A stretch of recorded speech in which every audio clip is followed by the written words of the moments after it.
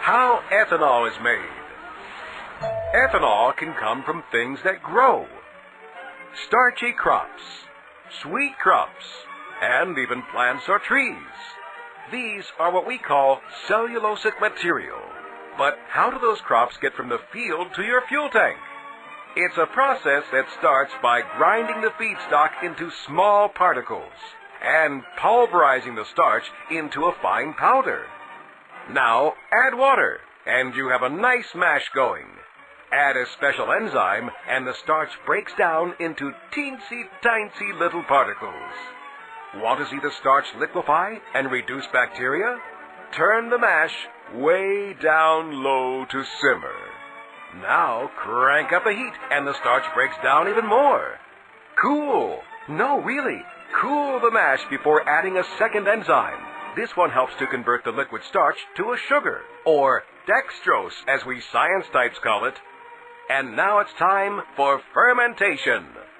Let's synchronize. For the next 48 hours, we're mixing mash and yeast. As all you chemists and magicians know, this is where the sugar, presto, changes to ethanol, and the natural carbon dioxide is separated.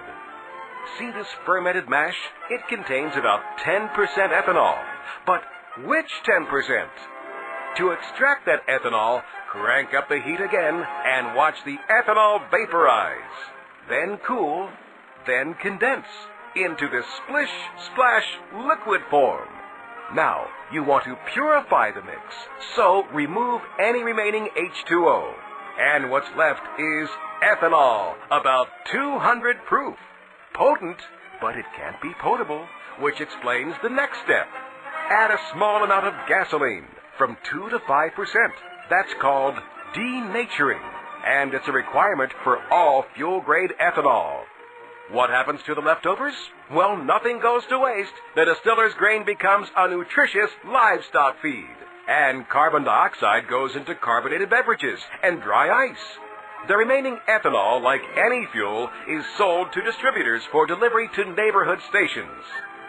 What's at your pump? E10, a blend of 10% ethanol, can be used in almost any car manufactured since 1980.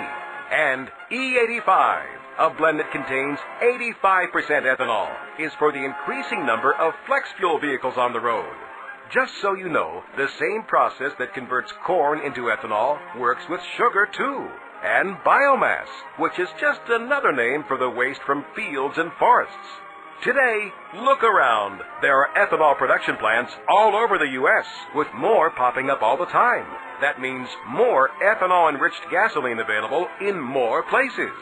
So next time your tank is on E, fill her up with a high-performance, renewable, ethanol-enriched fuel. It's good for your car, because it runs cleaner and cooler. It's good for your country, because it adds American jobs and reduces U.S. dependence on foreign oil. And it's better for your environment, because it's a renewable fuel that greatly reduces harmful tailpipe emissions. And to think, it all started with corn. To learn more, visit our website at www.drivingethanol.org.